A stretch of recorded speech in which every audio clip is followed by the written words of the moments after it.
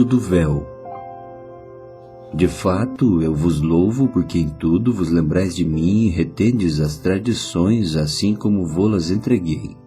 Quero, entretanto, que saibais ser Cristo o cabeça de todo homem, e o homem o cabeça da mulher, e Deus o cabeça de Cristo. Todo homem que ora ou profetiza tendo a cabeça coberta, desonra a sua própria cabeça. Toda mulher, porém, que ora ou profetiza com a cabeça sem véu, desonra a sua própria cabeça, porque é como se a tivesse rapada. Portanto, se a mulher não usa véu, nesse caso que rape o cabelo, mas se lhe é vergonhoso tosquiar-se ou rapar-se, cumpre-lhe usar o véu. Porque na verdade o homem não deve cobrir a cabeça por ser ele a imagem e glória de Deus, mas a mulher é glória do homem. Porque o homem não foi feito da mulher e sim a mulher do homem. Porque também o homem não foi criado por causa da mulher e sim a mulher por causa do homem. Portanto, deve a mulher por causa dos anjos trazer véu na cabeça como sinal de autoridade. No Senhor, todavia, nem a mulher é independente do homem, nem o homem independente da mulher. Porque como provém a mulher do homem, assim também o homem é nascido da mulher, e tudo vem de Deus. Julgai entre vós mesmos. É próprio que a mulher ore a Deus sem trazer o véu? Ou não vos ensina a própria natureza a ser desonroso para o homem usar cabelo comprido? E que tratando-se da mulher é para ela uma glória, pois o cabelo lhe foi dado em lugar de mantilha. Contudo, se alguém quer ser contencioso, saiba que nós não temos tal costume, nem as igrejas de Deus. 1 Coríntios 11, versículos 2 ao 16. Vamos considerar agora o importante assunto do cobrir a cabeça. Como no texto de 1 Coríntios 11, versículos 2 ao 16, as palavras irmão ou irmã nunca são usadas, vê-se que o assunto do uso do véu relaciona-se a homem e mulher. Por essa razão, o que se tem aqui não diz respeito à nossa posição em Cristo, mas à ordem de Deus na criação. Essa passagem não diz que eu e o Pai somos um, João 10, versículo 30, mas simplesmente declara que Deus é o cabeça de Cristo, 1 Coríntios 11, versículo 3. O relacionamento aqui descrito não é, portanto, entre o Pai e o Filho, mas entre Deus e Cristo, ou entre Deus e seu ungido. O texto não lida com coisas que aconteceram na Trindade entre Deus, o Pai, e Deus, o Filho. Ao contrário, refere-se ao relacionamento de Deus com o Cristo de Deus, aquele que foi enviado e ungido por Deus. O uso do véu não tem relação com a Trindade. Ele está ligado exclusivamente ao relacionamento entre Deus e seu ungido. Além disso, o uso do véu não é considerado aqui como sendo algo entre Cristo e sua igreja. Não é pelo fato de Cristo ser o cabeça da igreja, e a igreja o corpo de Cristo, que se deve usar o véu. Não, esse não é o ponto aqui. O que é dito é, Cristo é o cabeça de todo homem. Apesar de haver muitas pessoas, Cristo é o cabeça de todas. Ser o cabeça aqui não diz respeito à igreja, todavia mostra Cristo como sendo o cabeça de cada homem. Portanto, o relacionamento aqui descrito aponta não para Cristo e a igreja, mas para Cristo e todo homem. O texto não lida com o relacionamento entre os filhos de Deus, entre irmãos e irmãs, nem mesmo diz o que os irmãos e irmãs na igreja devem fazer. Diz apenas que Cristo é o cabeça de todo homem, e o homem o cabeça da mulher. Esse relacionamento deve ser compreendido antes de se entender do que trata o uso do véu. 2 sistemas universais de Deus. É importante considerar o assunto do uso do véu de forma mais abrangente. Caso contrário, não será fácil entender 1 Coríntios 11. Para entender esse capítulo de 1 Coríntios 11, precisamos conhecer Deus e sua palavra. Precisamos primeiramente saber que Deus estabeleceu 2 sistemas no universo, o sistema da graça e o do governo. Número 1. O sistema da graça. Tudo aquilo que diz respeito à igreja, à salvação, aos irmãos e irmãs e aos filhos de Deus está incluído no sistema da graça de Deus. Tudo aquilo que concerne ao Espírito Santo e à redenção pertencem ao sistema da graça. No que diz respeito à graça, o relacionamento do homem e da mulher é tal que tanto a mulher cirofenícia como o centurião receberam graça da parte de Deus. O mesmo aconteceu com Maria e Pedro. Da mesma forma, Marta e Maria poderiam ter sido também ressuscitadas, como foi Lázaro. Número 2. O sistema do governo. Existe ainda outro sistema na Bíblia, o qual chamaremos de governo de Deus. Esse sistema difere completamente do sistema da graça. O governo de Deus é um sistema independente, no qual ele faz o que lhe apraz. Quando Deus criou o homem, macho e fêmea os criou, pois isso se refere ao escopo do governo de Deus. Ele criou primeiro macho e depois fêmea. Esse ato refere-se ao seu governo. Deus faz o que lhe agrada. Ele tem uma vontade independente e soberana. Sua decisão de que o Senhor Jesus seria o descendente da mulher também é pertinente ao seu governo. Ele não depende do conselho de homens. No jardim do Éden, Deus deu ao homem frutos por alimento. Esse foi o governo de Deus. Ele fez segundo aquilo que quis. Depois do dilúvio, Deus deu carne de animais como alimento ao homem. Esse também foi um ato governamental. No começo, os homens falavam todos a mesma língua. Eles, porém, se ajuntaram para construir a Torre de Babel, desafiando a Deus. Como consequência, as línguas foram confundidas de modo que não podiam mais entender uns aos outros. Essa é a mão governamental de Deus sobre o homem. Mais tarde, no dia de Pentecostes, Deus derramou seu Espírito e fez com que as pessoas falassem em línguas. Também nessa ocasião foi manifesta sua mão governamental. Após a Torre de Babel, Deus espalhou os homens pela terra. Eles se tornaram em muitas raças.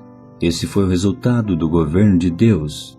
Dessas muitas raças, Deus escolheu um povo, Israel, que somente a ele pertencesse e em cujo meio pudesse habitar, e isso é graça. Porém, dividir os povos em raças é característico de seu governo. De acordo com a história bíblica, reinos sucedem raças. Primeiro aparecem raças e então nações. Cada reino possui um rei que governa sobre o seu povo. Isso também foi permitido pela ordem governamental de Deus. Durante o tempo dos juízes, os israelitas eram apenas uma raça, não um reino.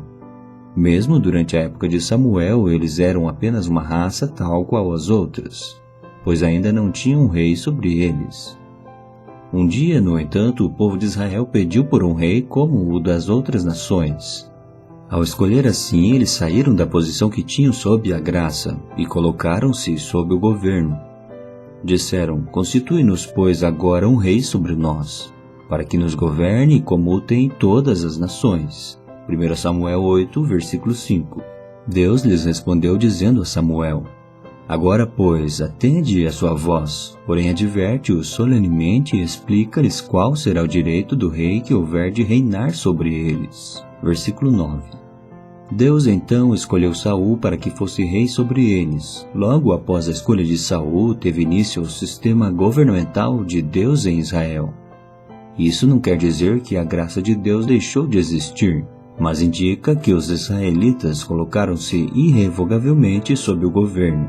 Doravante não mais estavam livres para oporem-se à vontade do ungido, pois esse era rei sobre eles. Apesar de mais tarde, no tocante à graça, Saul ter deixado a Deus, no tocante ao governo, ele continuou a ser rei. Analisando essas duas trajetórias, observamos que tomam direções diferentes. Com respeito à graça, Saul falhou, mas no tocante ao governo, ele ainda era rei. Isso pode ser visto no fato de Davi não poder desafiar a autoridade estabelecida por Deus.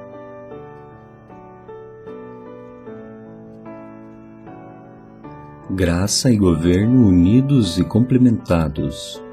Os sistemas da graça e do governo prosseguem lado a lado até a vinda do Senhor Jesus. É bem evidente que esses dois aspectos da obra de Deus, o sistema da graça e o sistema da providência divina, prosseguem juntos no mundo. Sacerdotes e profetas representam e mantêm o aspecto e o sistema da graça. Os reis e líderes representam e mantêm o aspecto do sistema de seu governo. Quando o Senhor Jesus veio a esse mundo, veio por um lado para ser salvador e libertar o homem do pecado. Isso se refere ao sistema da graça. Por outro lado, Deus o enviou ao mundo para que pela obra da cruz estabelecesse sua própria autoridade e seu reino para que os céus governem sobre a terra. Esse é o sistema do governo, e tal obra permanecerá até que o poder do maligno seja destruído, e o reino e o novo céu e a nova terra sejam estabelecidos. Durante o período do novo céu e da nova terra, esses dois sistemas tornar-se-ão um no Senhor Jesus, pois Ele é quem preenche esses dois aspectos da obra de Deus. Ele tanto opera sobre o sistema de governo quanto sobre o sistema da graça. O governo de Deus não teve início quando da criação do homem, mas sim quando os anjos foram criados, como claramente demonstrado pela Bíblia. Quando Satanás era ainda uma estrela da manhã e ainda governava, o sistema do governo de Deus já havia iniciado. Instituições básicas tais como o casamento, marido e mulher, a família e o relacionamento entre pais e filhos, instituições essas que pertencem à esfera do governo de Deus, sucederam à criação do homem. A lição que precisamos aprender é não permitir que a graça de Deus interfira com o seu governo. Insisto enfaticamente, não devemos permitir por um momento sequer de nossa vida que a graça de Deus interfira naquilo que Ele decidiu em seu governo. Deus deseja que todos os homens respeitem seu governo e não que o ignorem. Se ignorarmos o governo de Deus aos seus olhos, somos como foras da lei. Uma vez que jamais vimos o reino, à exceção de sua realidade demonstrada pela Igreja, é imperativo que apreciemos o sistema do governo de Deus. De fato, a finalidade do sistema da graça é o de complementar o sistema governamental de Deus. O sistema de governo não existe em função do sistema da graça, mas é a graça que completa o governo. Muitos cometem um erro fundamental ao achar que a graça pode eliminar totalmente o governo. A verdade é que o que Deus faz segundo a graça nunca altera seu governo. O perdão que recebemos dele na graça não altera seu perdão governamental. Não importa quanto perdão recebamos na graça, ele não altera o perdão governamental. O governo de Deus é um princípio independente. Do início ao fim, Deus executa seu sistema governamental. A graça simplesmente complementa o governo. O sistema da graça foi adicionado por causa da rebelião e insubordinação do homem sob o sistema de governo.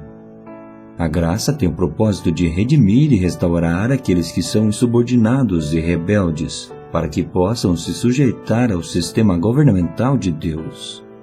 Por isso, a graça, na verdade, é um instrumento no sistema de governo de Deus. Exemplos do governo de Deus. Número 1. Adão. Lembramos da trágica queda de Adão. Depois de haver criado Adão, Deus plantou um jardim e colocou o homem responsável por ele. Deus literalmente deu esse jardim a Adão e Eva. Éden significa prazer. Vemos que esse primeiro casal vivia um jardim de prazer, mas pecaram contra Deus. Ainda que Deus tenha dado a eles a promessa da redenção, dizendo que um Salvador viria como descendente da mulher, mesmo assim ele os expulsou do jardim do Éden. Salvar é característico da graça de Deus, mas essa graça não interferiu no governo de Deus quando ele expulsou Adão e Eva. Deus não apenas expulsou Adão do Éden, mas também colocou um querubim para guardar o jardim a fim de que o homem não pudesse entrar ali novamente. Isso também é o governo de Deus. Vemos então que a graça e o governo são dois assuntos separados. A graça dá ao homem a promessa de um Salvador, mas o governo de Deus conduz o mesmo homem para fora do jardim do Éden. Número 2. Os israelitas.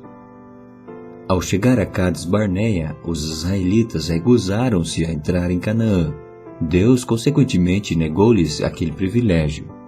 Apesar de posteriormente se arrependerem, após tentar entrar, muitos deles foram mortos pelos cananeus, porque Deus lhe impedira o caminho. Deus não mudou sua decisão a despeito do clamor do povo. Números 13, versículo 14. Deus tem sua ação governamental e não permitirá que homens interfiram com seu governo. Número 3. Moisés. Moisés não santificou a Deus perante os olhos do povo ao ferir a rocha 2 vezes. Como consequência, não pôde entrar em Canaã. Números 20, versículos 7 ao 12. Apesar de Deus ter tido misericórdia dele, trazendo-o ao topo de Pisga, não lhe permitiu entrar em Canaã com seu povo. De Pisga, Moisés pôde ver a terra com Deus, mas não entrar nela. Ver a terra de Canaã do topo do monte foi a graça de Deus para com Moisés. Não permitir que entrasse na terra foi seu governo. Número 4. Davi.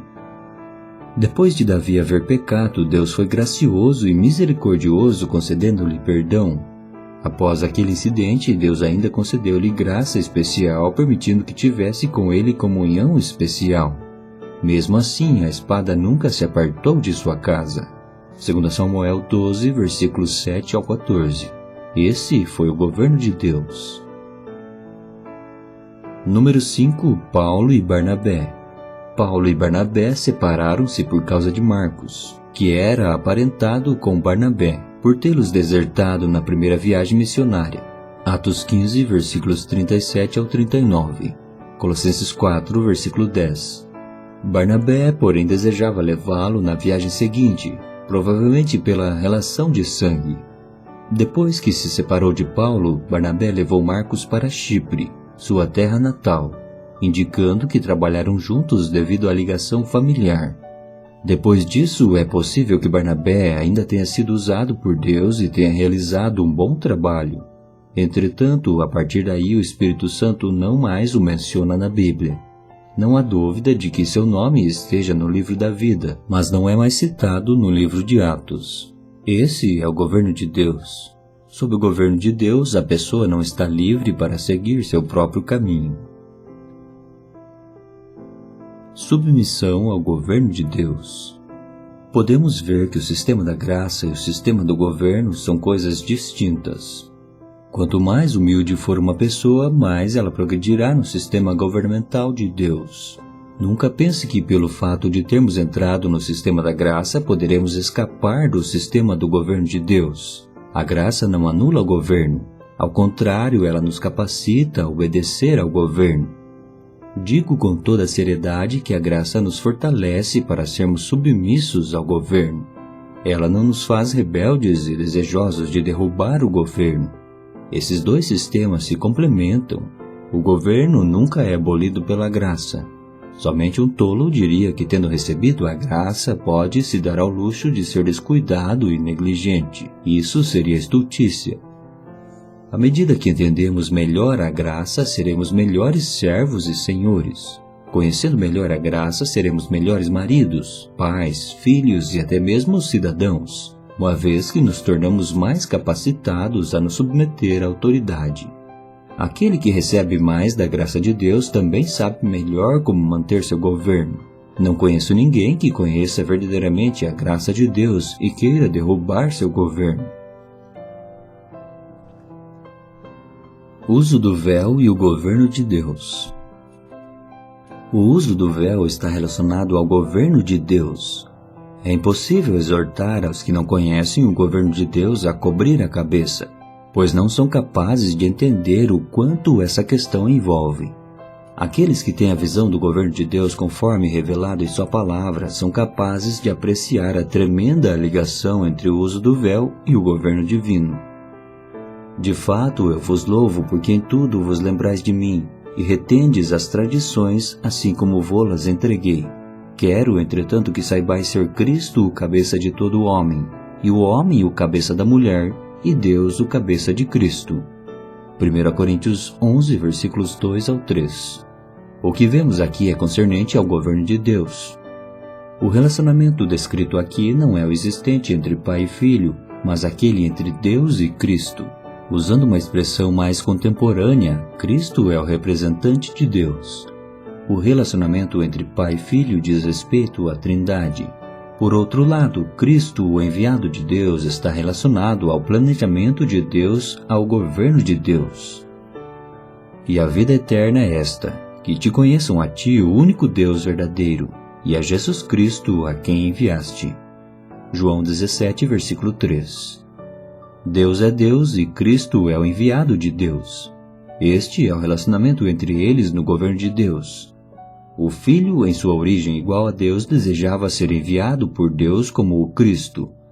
Deus permaneceu exaltado como Deus, mas Cristo desceu para realizar sua obra. Essa é a primeira ordem de eventos no governo de Deus. Segundo o propósito de Deus, Cristo foi colocado como cabeça de todo homem. Todas as pessoas, portanto, devem obedecer a Ele. Ele é o primogênito e as primícias de toda a criação. Ele é o cabeça de todo homem e todo homem deve estar sujeito a Ele. Esse é o princípio básico do governo de Deus.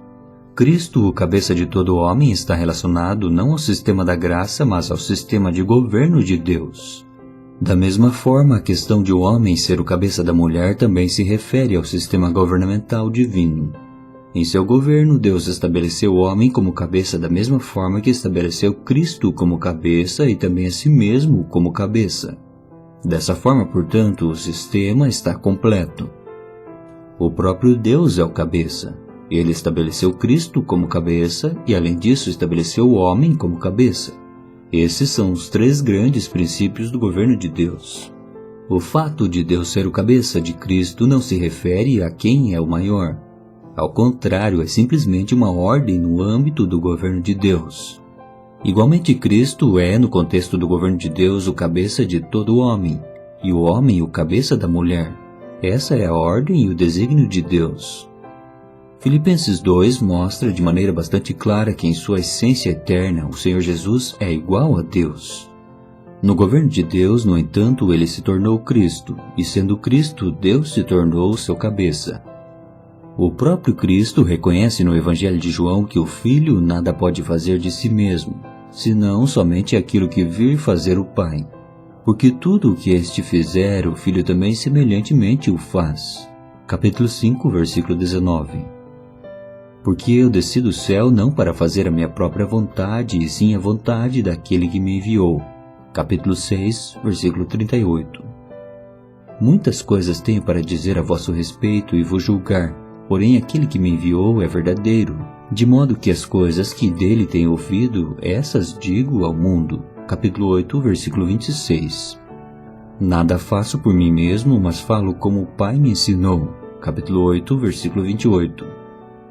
Hoje, Cristo assume sua posição no governo de Deus. Segundo o conselho de Deus, ele é Cristo e, como Cristo, precisa obedecer a Deus. Não é necessário que Deus Filho obedeça a Deus, pois na Trindade, Deus Pai e Deus Filho são iguais em honra e glória. Todavia, no governo de Deus, Cristo não está na posição de Deus Filho, mas está na posição de Cristo, aquele que foi enviado por Deus. Um dia todo mundo saberá que Cristo é o cabeça de todo homem, porque isso é uma decisão governamental de Deus. Esse é um fato conhecido hoje apenas pela Igreja. O mundo não tem o menor conhecimento disso. No entanto, haverá um dia que todos os povos do mundo conhecerão que Cristo é o cabeça. Ele terá a preeminência sobre toda a criação. Ele é o primogênito e as primícias de toda a criação. Todos terão de se submeter à autoridade de Cristo. De igual modo, somente na Igreja é conhecido o desígnio de Deus de que o homem é o cabeça da mulher. Você percebe o ponto em questão? Hoje, somente a Igreja sabe que Cristo é o cabeça do homem e que o homem é o cabeça da mulher. Mencionamos anteriormente que a graça nunca derrubará o governo de Deus. Estou certo de que esse ponto ficará cada vez mais claro à medida que entendermos que a graça tem a finalidade de apoiar, não derrubar o governo de Deus. Como poderia alguém ser tão tolo a ponto de tentar usar a graça para interferir com o governo de Deus? O governo de Deus é inviolável e subsiste por sua mão. Ninguém, simplesmente por ter crido no Senhor, pode desprezar a autoridade do Pai, ou mesmo minar a autoridade de qualquer governo. Não podemos dizer que pelo fato de sermos cristãos não mais pagaremos impostos. Nada disso. Quanto mais consagrados formos ao Senhor, mais manteremos seu governo. Estamos aqui para manter o testemunho de Deus nesse mundo. Deus nos mostra que há três cabeças diferentes. Deus é cabeça, Cristo é cabeça e o homem é cabeça. Isso não se refere a sermos irmãos ou irmãs, mas é um desígnio governamental.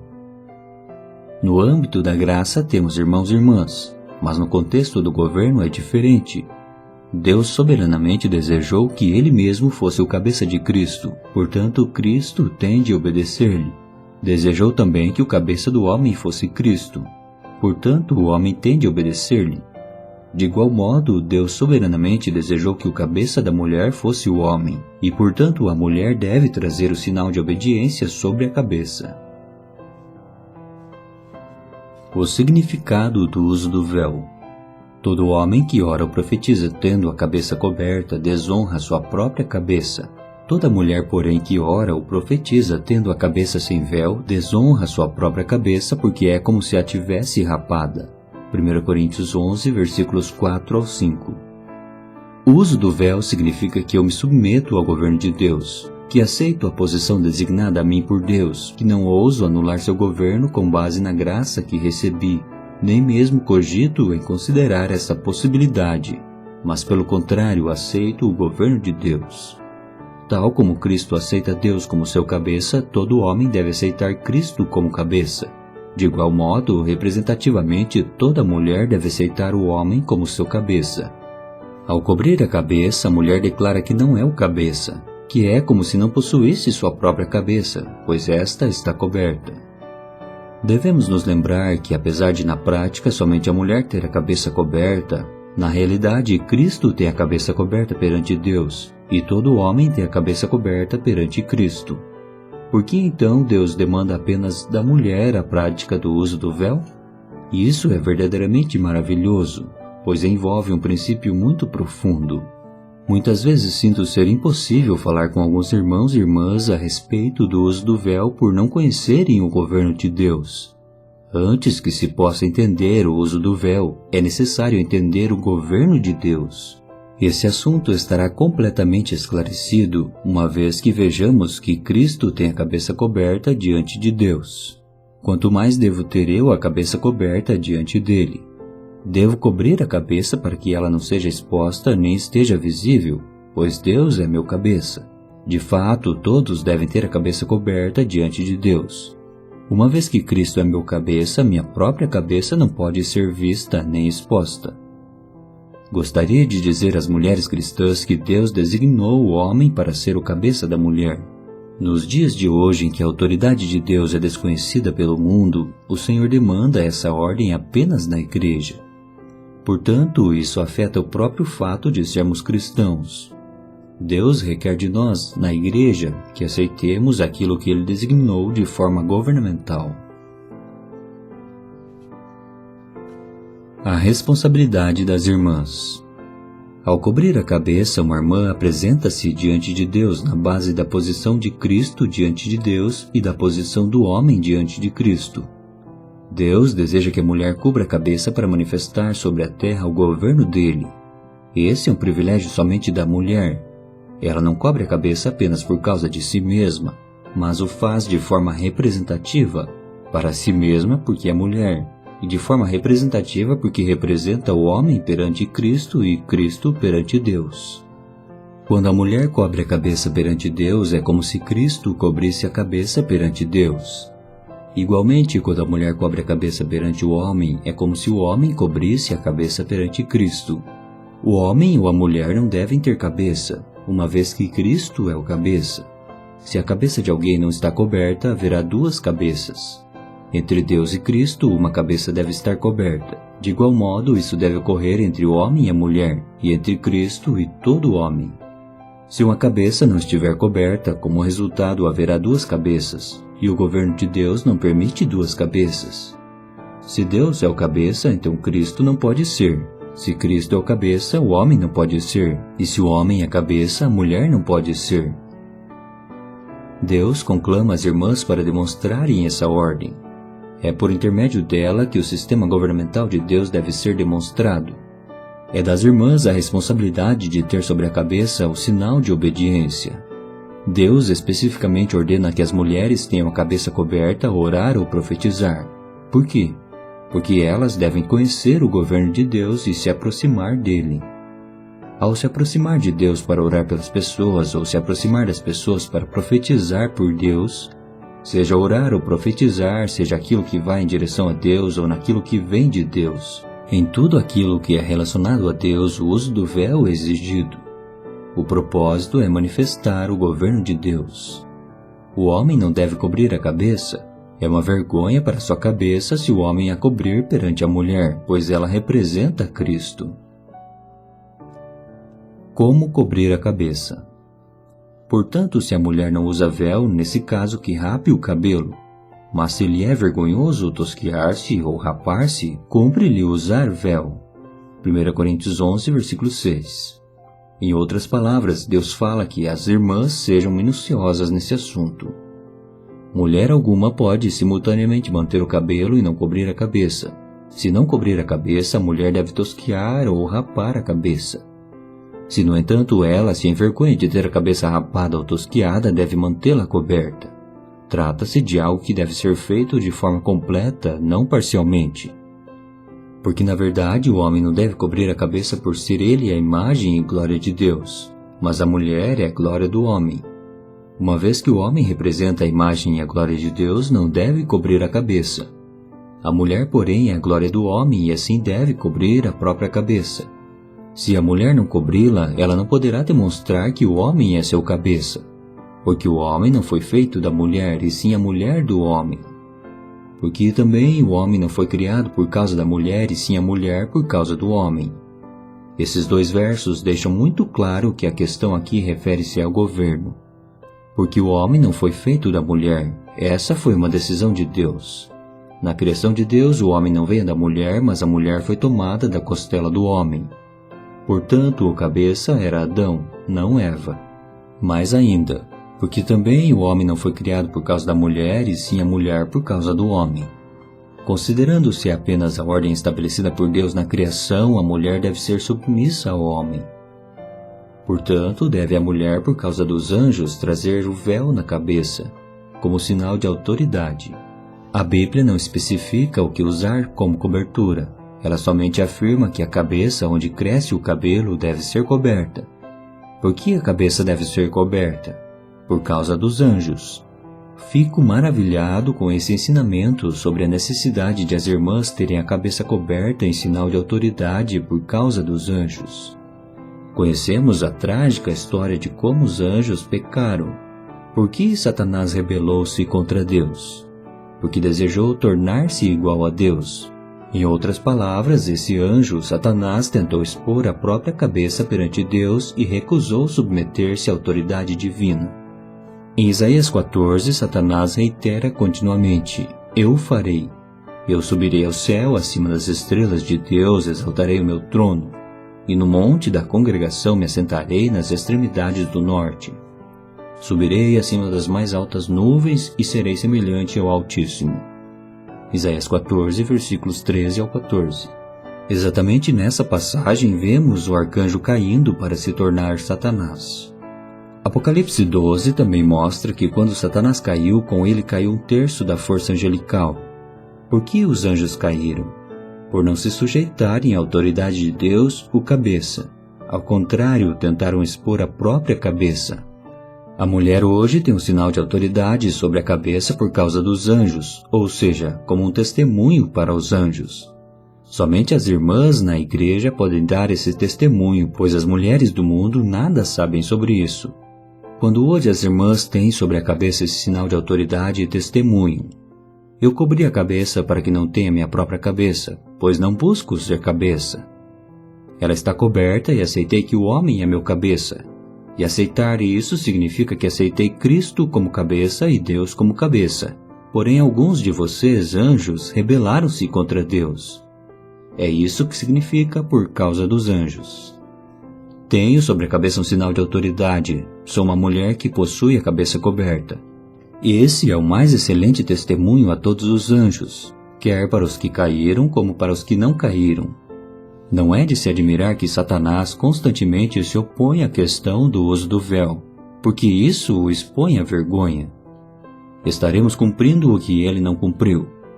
Aquilo que Deus não recebeu dos anjos, ele recebe agora da igreja. Pelo fato de alguns anjos não terem se submetido à autoridade de Deus e de seu Cristo, o mundo jaz em grande confusão. A queda de Satanás causou muito mais problemas do que a queda do homem. Graças a Deus, porém, que aquilo que não obteve dos anjos caídos, ele obtém de sua igreja. Quando as irmãs assumirem a posição destinada à mulher na igreja e aprenderem a cobrir a cabeça, em silêncio proclamam a palavra de testemunho para os anjos no ar, demonstrando que Deus obtém na igreja o que ele deseja. Por isso, a mulher deve ter sobre a cabeça o sinal de autoridade, um testemunho para os anjos. Os extremos. Alguns, no entanto, podem chegar a extremos, achando que, por ser o homem o cabeça e que a mulher deve obedecer à sua autoridade, então ela tende a assumir uma atitude de submissão cega. Ir para extremos é uma tendência humana, não mover um passo sequer ou ir ao extremo oposto. Paulo nos adverte com um todavia, uma vez que as coisas não são assim tão simples. Certamente esse é um testemunho exterior, mas o que dizer do fato interior? No Senhor, todavia, nem a mulher é independente do homem, nem o homem independente da mulher. 1 Coríntios 11, versículo 11. Por que é assim? Porque como provém a mulher do homem, assim também o homem é nascido da mulher, e tudo vem de Deus. No jardim do Éden, a mulher foi tirada do homem, mas após o jardim do Éden, o homem é tirado da mulher. Homem algum nasce sem que seja da mulher. De fato, o homem não pode viver sem a mulher, nem a mulher sem o homem. Nenhum dos dois pode dizer que é especial, pois todas as coisas são de Deus. Portanto, a ordem para cobrir a cabeça não é dada além de um sinal de autoridade sobre a cabeça. Uma vez que todas as coisas são de Deus, não há lugar para alguém se gabar ou menosprezar. Julgai entre vós mesmos. É próprio que a mulher ore a Deus sem trazer o véu? Paulo dirige essa pergunta especialmente às irmãs. Depois de saber que no governo de Deus o cabeça de Cristo é Deus, que o cabeça de todo homem é Cristo, que o cabeça de toda mulher é o homem e que Deus designou a mulher para representar todo o homem e também representar Cristo diante de Deus. Depois de conhecer tudo isso, é apropriado que uma mulher ore a Deus sem o véu? Ou não vos ensina a própria natureza a ser desonroso para o homem usar cabelo comprido? Aqui Paulo usa o sentimento da igreja para que julgue esse problema. E que tratando-se de mulher é para ela uma glória? Pois o cabelo lhe foi dado em lugar de mantilha. Mulheres no mundo inteiro entesouram os cabelos, pois são sua glória. Gostam de manter os cabelos. Ainda estou por ver uma mulher que queira jogar o cabelo no lixo. O cabelo é extremamente precioso. Parece que Deus deu à mulher o cabelo comprido como cobertura. Paulo explica que, tendo Deus dado à mulher o cabelo comprido por cobertura, ela deve acrescentar outra cobertura natural. Voluntariamente, a mulher deve colocar outra cobertura sobre a cabeça. Isso fica claro ao lermos juntos os versículos 6 e 15. Portanto, se a mulher não usa véu, nesse caso que rape o cabelo. Mas se lhe é vergonhoso tosquiar-se ou rapar-se, cumpre-se-lhe usar véu. E que tratando-se da mulher é para ela uma glória? Pois o cabelo lhe foi dado em lugar de mantilha. Deus cobriu com cabelo a cabeça da mulher. Aquela, pois, que se submete à autoridade de Deus deve usar algo para cobrir-lhe a cabeça. De outra forma, ela deve rapar o cabelo que lhe foi dado por Deus. Em outras palavras, se aceitar a cobertura de Deus, você deve acrescentar sua própria cobertura. Mas se rejeitar a cobertura de Deus, deve remover a que foi dada por Ele. A Bíblia indica que o cabelo comprido não é suficiente. Outra cobertura deve ser acrescentada. Hoje as pessoas não guardam nenhum desses dois mandamentos da Bíblia. Se uma irmã não quiser cobrir-se, por outro lado, decide rapar o cabelo. Pode-se considerar que ela deu ouvidos às palavras da Bíblia.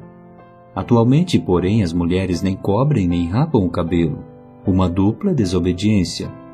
O que deve fazer aquela que obedece? Uma vez que Deus tem coberto minha cabeça, também a cobrirei. Deus me cobre com o cabelo natural, e eu a cobrirei com um sinal. Aquelas que conhecem a Deus devem acrescentar seu próprio sinal ao sinal de Deus. Com respeito ao contencioso. Contudo, se alguém quer ser contencioso, saiba que nós não temos tal costume, nem as igrejas de Deus. Creio que Paulo fala muito seriamente. Ele conhecia bem os coríntios. E há muitos deles, não apenas na Corinto da antiguidade, mas em todo lugar hoje. Se alguém quer ser contencioso, sobre o que tal pessoa está contendendo? Qual o problema discutido nos versículos de 1 a 15? Já que o verso 16 certamente refere-se aos tópicos desses versos. Paulo simplesmente enfatiza que é errado discutir sobre o que for estabelecido nos versículos 1 a 15. Se alguém quer ser contencioso, há muitos que gostam de argumentar que não é necessário para a mulher cobrir a cabeça. Tais pessoas argumentam que ser Deus o cabeça de Cristo, Cristo o cabeça de todo homem e o homem o cabeça da mulher, é assunto que diz respeito apenas aos coríntios, não ao universo. Graças a Deus que ser um cristão é um assunto universal e não apenas coríntio. Graças a Deus que Deus ser o cabeça de Cristo é algo também universal, não uma questão coríntia. Eu também, o menor de todos os servos de Deus, posso falar do mesmo modo. Ser o cabeça da mulher é uma questão universal, não uma questão que diz respeito apenas aos coríntios. Se alguém quer ser contencioso, alguns imaginavam que as irmãs não precisavam ter a cabeça coberta. Eles se opunham à palavra de Paulo e ao que ele recebera do Senhor e entregara a eles. Qual foi a resposta de Paulo? Saiba que nós não temos tal costume. O nós refere-se a Paulo e os apóstolos. Não há entre os apóstolos esse costume de que as irmãs não se cubram. Essa é uma questão inegociável. Se alguém ainda deseja contender, a resposta é: nem as igrejas de Deus. Está, portanto, fora de discussão. Paulo mostra que as igrejas de Deus decidiram fazer.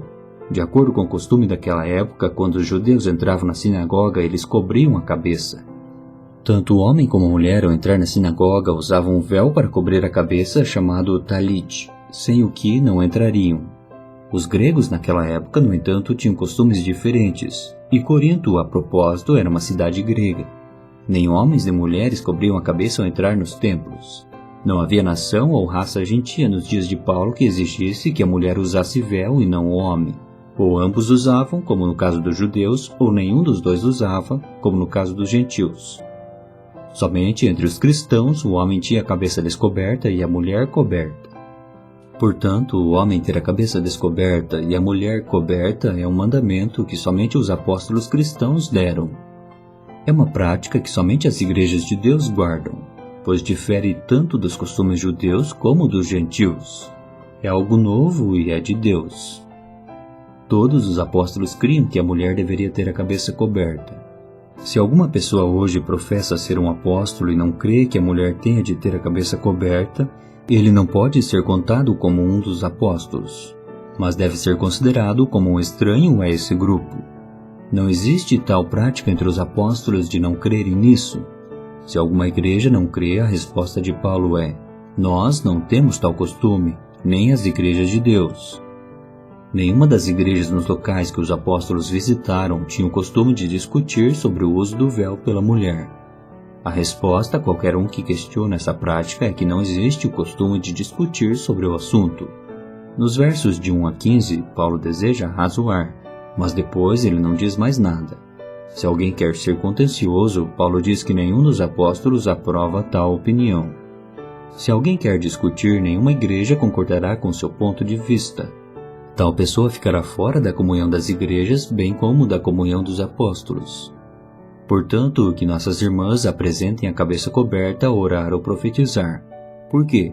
Para manifestar que na igreja Deus obtém aquilo que ele não obteve no mundo, no universo e com os anjos. O princípio da representatividade.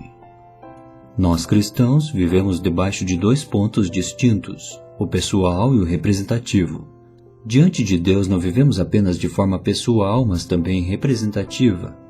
Se não estou enganado, no futuro seremos julgados tanto no que é pessoal como no que diz respeito à nossa representatividade. Número 1, ilustrado pelos senhores. Temos aqui, por exemplo, um senhor sob quem estão vários servos. Esse senhor é um irmão em Cristo, mas trata seus servos de forma desonesta, injusta, irracional e rude. No futuro, ele certamente será julgado por Deus por sua desonestidade, injustiça, irracionalidade e rispidez. Ele receberá tanto um julgamento adicional, não apenas pelo mau relacionamento com os servos, mas também por representar nosso Senhor como Senhor diante de Deus. Toda vez que ele age como chefe, representa o Senhor. O modo de tratar os servos reflete a maneira como o Senhor trata seus próprios servos. Se pecar, ele pecará em sua representatividade e na conduta pessoal. Ele será julgado pelos próprios pecados e também pelo pecado de representar o Senhor incorretamente. Número 2. Ilustrado pelos servos. Suponhamos agora que eu seja um servo cristão em vez de senhor. Se furtar, ficar ocioso, mentir, trapacear ou simplesmente prestar um serviço apenas da boca para fora, serei julgado por esses pecados. Infelizmente, meu julgamento não termina aí, pois como servo represento todos aqueles que servem ao Senhor que está nos céus. Se fosse um problema de serviço apenas diante dos homens, meu trapacear, meu roubar ou minha ociosidade teriam conotações diferentes. No entanto, toda vez que a Bíblia menciona servos, somos lembrados de que somos servos do Senhor que está nos céus. Portanto, não sou apenas um servo, mas represento todos os servos. Individualmente sou um servo, mas também o sou de forma representativa. Número 3. Ilustrado por Moisés. Moisés perdeu a paciência diante do povo de Israel em Meribá porque eles tentaram a Deus. Ele golpeou a rocha 2 vezes com a vara. Deus imediatamente o repreendeu. Moisés poderia ter sido perdoado se ao perder a paciência tivesse errado apenas como indivíduo, mesmo sendo o líder do povo. Não demonstrou ele muito mais ira ao quebrar as 2 tábuas da lei escritas pelas próprias mãos de Deus ao ver o povo de Israel adorando o bezerro de ouro? Deus, todavia, não o reprovou, pois naquela ocasião a ira de Moisés representava a ira de Deus, e era, portanto, justa. Mas desta vez, ao golpear 2 vezes a rocha, o que disse Deus? Deus disse: visto que não crestes em mim para me santificardes diante dos filhos de Israel, por isso não fareis entrar este povo na terra que lhe dei. Números 20, versículo 12. Em outras palavras, Moisés representou mal a Deus, pois o povo de Israel achou que Deus estava irado quando de fato não estava. Posição pessoal e posição representativa. Vemos aqui que pecado pessoal e pecado representativo são 2 coisas diferentes. Ao ler 1 Coríntios 11, versículo 3, toda irmã, toda mulher, apesar de não encontrar tal mulher no mundo, deveria entender que não possui apenas sua posição pessoal, mas também a representativa. Deus é o cabeça de Cristo, Cristo o cabeça de todo homem e o homem o cabeça da mulher. Por essa razão, a mulher deve ter a cabeça coberta. Tendo a cabeça coberta, orar ou profetizar, a irmã proclama diante de Deus que ninguém em todo o mundo deve expor a cabeça diante de Cristo. De fato, ninguém deve expor a cabeça diante de Deus, nem mesmo ter opinião ou ideias próprias diante de Cristo. Na presença de Cristo, todas as cabeças devem estar cobertas. Todas as opiniões e julgamentos devem ser rejeitados. Confessemos ao Senhor: Tu és minha cabeça. Como irmã, sua cabeça está coberta porque você está numa posição representativa. De fato, você representa dessa forma todo o universo. Você declara para o mundo que todos devem fazer diante de Cristo. O uso do véu em si mesmo é uma questão pequena, mas constitui-se em grandioso testemunho.